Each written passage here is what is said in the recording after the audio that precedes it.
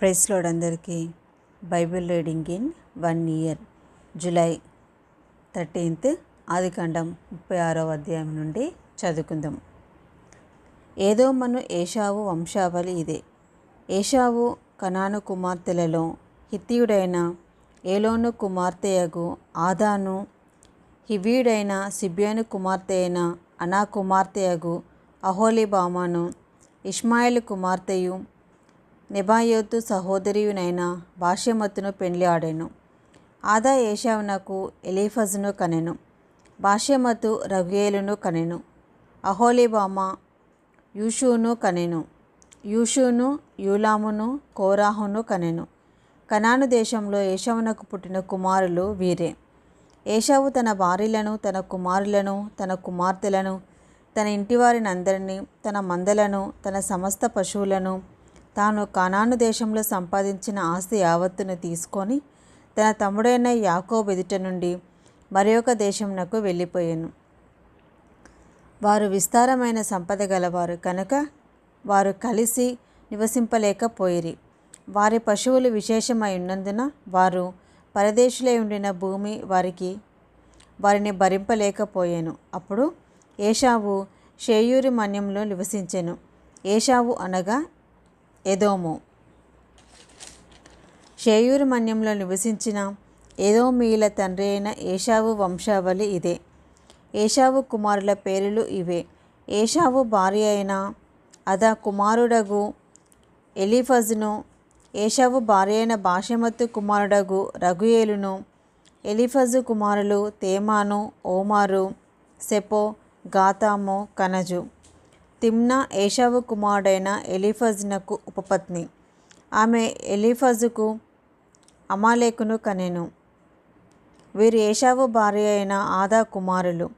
రగేలు కుమారులు నహాతు, జెరహు, షమ్మా, మిజ్జా. వీరు ఏశావు భార్య అయిన బాషెమతు కుమారులు. ఏశావు భార్యయు సిబ్యోను కుమార్తెయగు అనా కుమార్తెయునైన అహోలీబామ కుమారులు ఎవరనగా ఆమె ఏశావునకు కనిన యూషు, యూలాము, కోరాహు. ఏశావు కుమారులలో వీరు నాయకులు. ఏశావు ప్రథమ కుమారుడైన ఎలీఫజు కుమారులు తేమాను నాయకుడు, ఓమారు నాయకుడు, సెపో నాయకుడు, కనజు నాయకుడు, కోరాహు నాయకుడు, గాతాము నాయకుడు, అమాలేకు నాయకుడు. వీరు ఏదోము దేశమందు ఎలీఫజు నాయకులు. వీరు ఆదా కుమారులు. వీరు ఏశావు కుమారుడైన రగుయేలు కుమారులు. నహతు నాయకుడు, జెరహు నాయకుడు, షమ్మా నాయకుడు, మిజ్జా నాయకుడు. వీరు ఏదోము దేశమందు రగుయేలు సంతానపు నాయకులు. వీరు ఏశావు భార్య అయిన బాషెమతు కుమారులు. వీరు ఏశావు భార్య అయిన అహోలీబామ కుమారులు. యూషు నాయకుడు, యుగ్లాము నాయకుడు, కోరాహు నాయకుడు. వీరు అనా కుమార్తెయు ఏశావు భార్యయునైన అహోలీబామ పుత్ర సంతానపు నాయకులు. ఏదోమను ఏశావు కుమారులు వీరు. వారి సంతానపు నాయకులు వీరు. ఆ దేశ నివాసులైన హోరీయుడైన షేయూరు కుమారులు లోతాను, శోబాలు, సిమ్యోను, అనా, దీషోను, ఏసేరు, దీషాను. వీరు ఏదోము దేశమందు షేయూరు పుత్రులైన హోరీయుల నాయకులు. లోతాను కుమారులు హోరీ, హెమీము.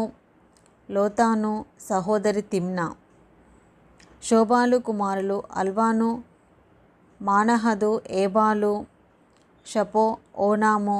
సిబ్యోను కుమారులు అయ్యా, అనా. ఆ అనా తన తండ్రి అయిన సిద్యోను గాడిదలను మేపుచుండు అరణ్యంలో ఉష్ణధారలు కనుగొనినవాడు.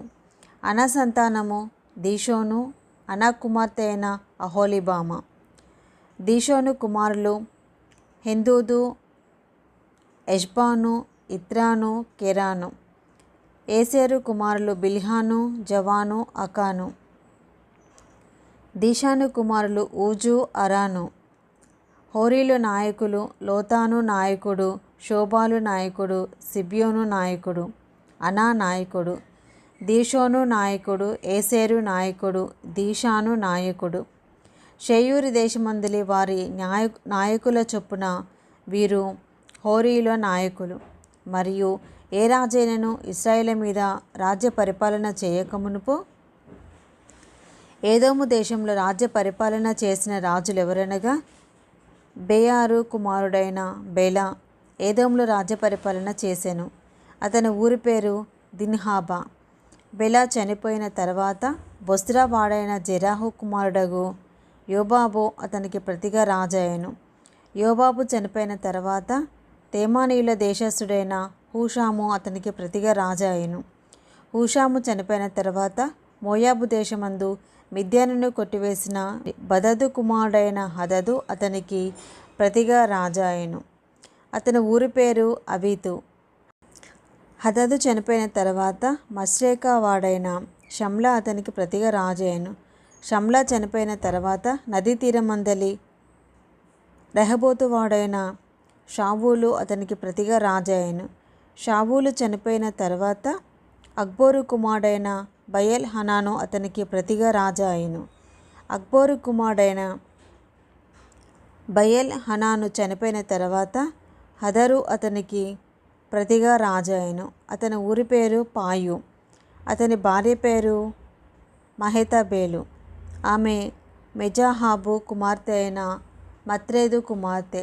మరియు వారి వారి వంశముల ప్రకారము వారి వారి స్థలములలో వారి వారి పేరుల చొప్పున ఏశావు సంతానపు నాయకుల పేరు లేవనగా తిమ్నా నాయకుడు, అల్వా నాయకుడు, యతేతు నాయకుడు, అహోలిబామా నాయకుడు, ఏలా నాయకుడు, పీనోను నాయకుడు, కనజు నాయకుడు, తేమాను నాయకుడు,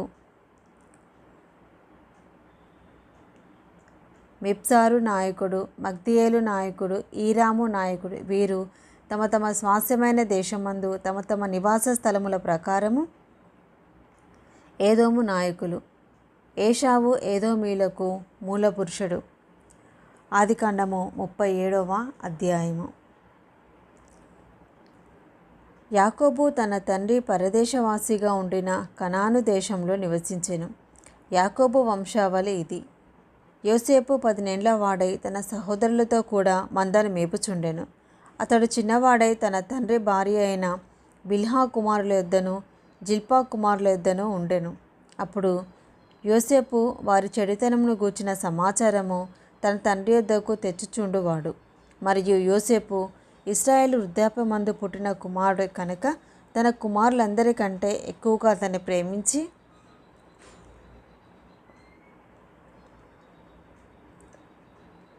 అతని కొరకు విచిత్రమైన నిలువుటంగి కుట్టించెను.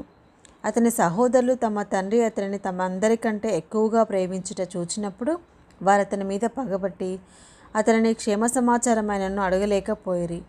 యోసేపు ఒక కల కని తన సహోదరులతో అది తెలియచెప్పగా వారు అతని మీద మరీ పగబట్టిరి. అతడు వారిని చూచి, నేను కనిన ఈ కలను మీరు దయచేసి వినుడి. అదేమనగా, మనము చేనిలో పనులు కట్టుచుంటిమి.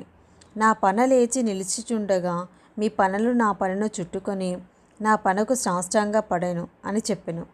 అందుకు అతని సహోదరులు, నీవు నిశ్చయముగా మమ్ము నేలేదవా? మా మీద నీవు అధికారి వగుదువా అని అతనితో చెప్పి అతని కలను బట్టియు అతని మాటలను బట్టియు అతని మీద మరింత పగబట్టిరి. అతడు ఇంకొక కలగని తన సహోదరులకు తెలియచేసి, ఇదిగో నేను మరి ఒక కల కంటిని. అందులో సూర్యచంద్రులు 11 నక్షత్రములను నాకు సాష్టాంగపడనని చెప్పెను. అతడు తన తండ్రితో తన సహోదరులతోనూ అది తెలియచేసినప్పుడు అతని తండ్రి అతనితో, నీవు కనిన ఈ కల ఏమిటి? నేనును నీ తల్లియు నీ సహోదరులు నిశ్చయముగా వచ్చి నీకు సాష్టాంగ పడుదుమా అని అతన్ని గద్దించెను. అతని సహోదరులు అతని యందు అసూయపడిరి. అయితే అతని తండ్రి ఆ మాట జ్ఞాపకం ఉంచుకొనెను. అతని సహోదరులు షేకెములో తమ తండ్రి మందను మేపుటకు వెళ్ళిరి. అప్పుడు ఇశ్రాయేలు యోసేపుని చూచి, నీ సహోదరులు షేకెములో మంద మేపుచున్నారు, నిన్ను వారి ఎద్దకు పంపేదను రమ్మన్నప్పుడు అతడు మంచిదని అతనితో చెప్పెను. అప్పుడు అతడు, నీవు వెళ్ళి నీ సహోదరుల క్షేమమును మందక్షేమమును తెలుసుకొని నాకు వర్తమానం తెమ్మని అతనితో చెప్పి హెబ్రోను లోయలో నుండి అతన్ని పంపెను. అతడు షేకెమునకు వచ్చెను.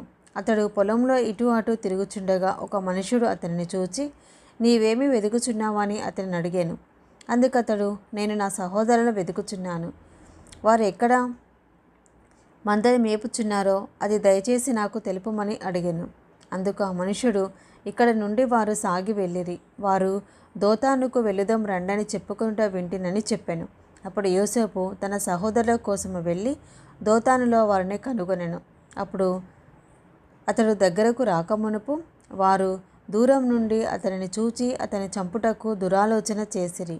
వారు, ఇదిగో ఈ కలలు కనువాడు వచ్చుచున్నాడు, వీని చంపి ఇక్కడనున్న ఒక గుంటలో పారవేసి దుష్టముఖము వీని తినివేసినని చెప్పుదాము. అప్పుడు వీని కలలేమోగునో చూతం రండని ఒకనితో ఒకడు మాట్లాడుకొనిరి.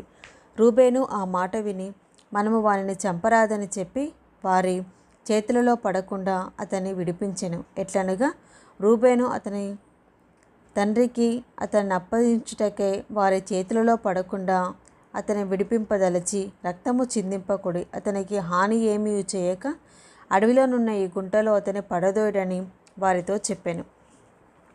యోసేపు తన సహోదరుల యొద్దకు వచ్చినప్పుడు వారు యోసేపు అంగిని అతడు తొడుక్కొని ఉండిన ఆ విచిత్రమైన నిలుటంగిని తీసివేసి అతన్ని పట్టుకొని ఆ గుంటలో పడదోసిరి. ఆ గుంట వట్టిది, అందులో నీళ్లు లేవు.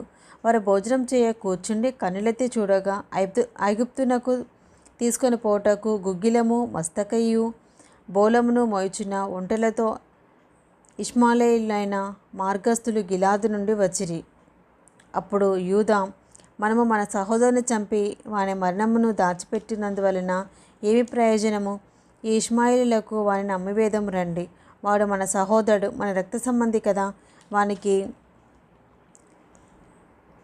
హాని ఏమీ చేయరాదని తన సహోదరులతో చెప్పాను. అందుకు అతని సహోదరులు సమ్మతించిరి. మిద్యానీయులైన వర్తకులు ఆ మీదుగా వెళ్ళుచుండగా వారు ఆ గుంటలో నుండి యోసేపుని పైకి తీసి ఆ ఇష్మాయేలీయులకు 20 తులముల వెండికి అతనిని అమ్మివేసిరి. వారు యోసేపును ఐగుప్తునకు తీసుకొని పోయిరి. రూబేను ఆ గుంటకు తిరిగి వచ్చినప్పుడు యోసేపు గుంటలో లేకపోగా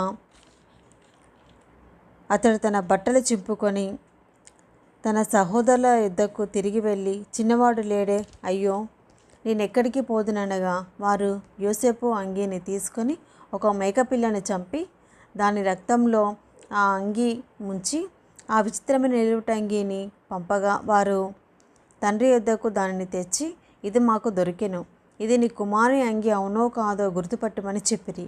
అతడు దానిని గుర్తుపట్టి, ఈ అంగీ నా కుమారునిదే, దుష్టముఖము వాణ్ణి తినివేసెను, యోసేపు నిశ్చయముగా చీల్చబడినెను. యాకోబు తన బట్టలు చింపుకొని తన నడుమున గోనెపట్ట కట్టుకొని అనేక దినములు తన కుమారుని నిమిత్తం అంగలార్చుచుండగా అతని కుమారులందరూ అతని కుమార్తెలందరూ అతన్ని ఓదార్చుటకు యత్నం చేసిరి. అయితే అతడు ఓదార్పు పొందనొల్లక, నేను అంగలార్చుచు మృతుల లోకమునకు నా కుమారుని యొద్దకు వెళ్ళేదనని చెప్పి అతని తండ్రి అతని కోసము ఏడ్చెను. మిద్యానీయులు ఐగుప్తునకు అతన్ని తీసుకొని పోయిరి. ఫరో యొక్క ఉద్యోగస్తుడును రాజసంరక్షక సేనాధిపతి అయిన పోతీఫరునకు అతనిని అమ్మివేసిరి. ఆదికాండము 38వ అధ్యాయము. ఆ కాలమందు యూదా తన సహోదరులను విడిచి హీరా అను ఒక అదుల్లామీయుని యొద్ద ఉండుటకు వెళ్ళెను. అక్కడ షూయా అను ఒక కనానీయుని కుమార్తెను యూదా చూచి ఆమెను తీసుకొని ఆమెతో పోయెను. ఆమె గర్భవతి అయి కుమారుని కనగా అతడు వానికి ఏరు అను పేరు పెట్టెను. ఆమె మరలా గర్భవతి అయి కుమారుని కని వానికి ఓనాను అని పేరు పెట్టెను. ఆమె మరలా గర్భవతి అయి కుమారుని కని వానికి షేలా అని పేరు పెట్టెను. ఆమె విని కనినప్పుడు అతడు కజీబులో ఉండెను. యూదా తన జ్యేష్ఠ కుమారుడైన ఏరునకు తామారు అనే దానిని పెళ్లి చేసెను. యూదా జ్యేష్ఠ కుమారుడైన ఏరు యెహోవా దృష్టికి చెడ్డవాడు కనుక యెహోవా అతన్ని చంపెను. అప్పుడు యూదా ఓనానుతో, నీ అన్న భార్య యొద్దకు వెళ్ళి మరిది ధర్మము జరిగించి నీ అన్నకు సంతానము కలగజేయమని చెప్పెను. ఓనాను ఆ సంతానము తనది కానేరదని ఎరిగి ఆమెతో పోయినప్పుడు తన అన్నకు సంతానము కలగజేయకుండానట్లు తన రేతస్సును నేలను విడిచెను. అతడు చేసినది యెహోవా దృష్టికి చెడ్డది కనుక ఆయన అతన్ని కూడా చంపెను. అప్పుడు యూదా, ఇతడు కూడా ఇతని అన్నల వలె చనిపోనేమో అనుకొని, నా కుమారుడైన షేలా పెద్దవాడగు వరకు నీ తండ్రి ఇంట విధవరాలుగా ఉండుమని తన కోడలైన తామారుతో చెప్పెను. కాబట్టి తామారు వెళ్ళి తన తండ్రి ఇంట నివసించెను. చాలా దినములైన తర్వాత షూయా కుమార్తె అయిన యూదా భార్య చనిపోయెను. తర్వాత యూదా దుఃఖ నివారణ పొంది అదుల్లామీయుడైన హీరా అను తన స్నేహితునితో తిమ్నాతునకు తన గొర్రెబొచ్చు కత్తిరించు వారి యుద్ధకు వెళ్ళెను. తన మామ తన గొర్రెల బొచ్చు కత్తిరించుటకు తిమ్నాతుకు వెళ్ళుచున్నాడని తామారునకు తెలుపబడెను. అప్పుడు షేలా పెద్దవాడైనప్పటికీ తాను అతనికియ్యబడకుండుట చూచి తన వైధవ్య వస్త్రములను తీసివేసి ముసుగు వేసుకొని శరీరమంతయు కప్పుకొని తిమ్నాతునకు పోవు మార్గంలో నుండు ఏనాయిము ద్వారంన కూర్చుండగా యూదా ఆమెను చూచి ఆమె తన ముఖము కప్పుకొనినందున వేశ్య అనుకొని ఆ మార్గంన ఆమె దగ్గరకు పోయి ఆమె తన కోడలని తెలియక నీతో పోయేదని రమ్మని చెప్పాను. అందుకామె నీవు నాతో వచ్చినడలా నాకేమి ఇచ్చేదవని అడిగాను. అందుకతడు నేను మందలో నుండి మేకపిల్లను పంపేదనని చెప్పినప్పుడు ఆమె అది పంపు వరకు ఏమైనా కుదవ పెట్టినడలా సరే అని చెప్పాను. అతడు నేను నీ యొద్ద ఏమి కుదవ పెట్టవలనని అడిగినప్పుడు ఆమె నీ ముద్రయు నీ దారమును నీ చేతి కర్రయునని చెప్పాను. అతడు వాటిని ఆమెకిచ్చి ఆమెతో పోయాను. ఆమె అతని వలన గర్భవతి ఆయను. అప్పుడు ఆమె లేచిపోయి తన ముసుగు తీసివేసి తన వైదేవ వస్త్రములను వేసుకొనెను. తర్వాత యూదా ఆ స్త్రీ యొద్ద నుండి ఆ కుదువను పుచ్చుకొనుటకు తన స్నేహితుడగు అదుల్లామీయుని చేత మేకపిల్లను పంపినప్పుడు ఆమె అతనికి కనబడలేదు. కాబట్టి అతడు మార్గమందు ఎనాయిము నొద్ద నుండిన ఆ వేశ్య ఎక్కడ ఉన్నదని ఆ చోటి మనుషులను అడగగా వారు ఇక్కడ వేశ్య ఎవతియూ లేదని చెప్పిరి. కాబట్టి అతడు యూదా యొద్దకు తిరిగి వెళ్ళి ఆమె నాకు కనబడలేదు మరియు ఆ చోటి మనుషులు ఇక్కడికి వేశ్య ఎవతియూ రాలేదని చెప్పిరని అనినప్పుడు యూదా మనలను అపహాస్యము చేసేదనేమో, ఆమె వాటిని ఉంచుకొననేమో. ఇదిగో నేను ఈ మేకపిల్లను పంపితిని, ఆమె నీకు కనబడలేదు అనేను. రమారమి 3 నెలలైన తర్వాత నీ కోడలగు తామారు జారత్వము చేసెను. అంతేకాక ఆమె జారత్వం వలన గర్భవతి అయినదని యూదాకు తెలుపబడెను. అప్పుడు యూదా ఆమెను బయటికి తీసుకొని రండి, ఆమెను కాల్చివేయవలెనని చెప్పెను. ఆమెను బయటికి తీసుకొని వచ్చినప్పుడు ఆమె తన మామ యుద్ధకు ఆ వస్తువులను పంపి ఇవి ఎవరియో ఆ మనుషుని వలన నేను గర్భవతినైతిని. ఈ ముద్ర, ఈ దారము, ఈ కర్ర ఎవరివో దయచేసి గుర్తుపట్టుమని చెప్పించెను. యూదా వాటిని గుర్తుపట్టి నేను నా కుమారుడైన షేలాను ఆమెకు ఇయ్యలేదు కనుక ఆమె నాకంటే నీతిమంతురాలని చెప్పి మరి ఎప్పుడునూ ఆమెను కూడలేదు. ఆమె ప్రసవ కాలమందు కవలవారు ఆమె గర్భమందుండిరి. ఆమె ప్రసవించుచున్నప్పుడు ఒకడు తన చెయ్యి బయటికి చాచెను కనుక మంత్రసాని ఎర్రనూలు తీసి వాని చేతికి కట్టి ఇతడు మొదట బయటికి వచ్చెనని చెప్పెను. అతడు తన చెయ్యి వెనుకకు తీసినప్పుడు అతని సహోదరుడు బయటికి వచ్చాను. అప్పుడు ఆమె నీవేలా భేదించుకొని వచ్చితివని అనేను. అందుచేత అతనికి పేరేసు అని పేరు పెట్టబడెను. తర్వాత తన చేతిని తొగరుగల అతని సహోదరుడు బయటికి వచ్చెను.